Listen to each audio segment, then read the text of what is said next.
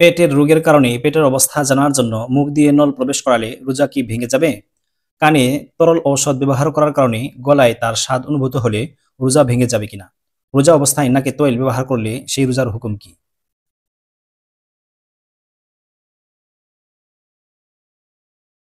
আব্দুল্লাহ, আপনি জানতে চেয়েছেন যে পেটের রোগের কারণে পেটের অবস্থা জানার জন্য মুখ দিয়ে নল প্রবেশ করালে রোজা কি ভেঙে যাবে?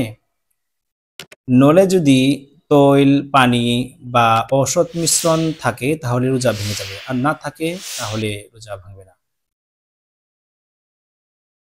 দ্বিতীয় প্রশ্ন করেছেন যে কানে তরল ঔষধ ব্যবহার করার কারণে গলায় তার স্বাদ অনুভূত হলে রোজা ভেঙে যাবে কিনা? হ্যাঁ, রোজা ভেঙে যাবে, পরবর্তীতে এটার কাজা আদায় করতে হবে।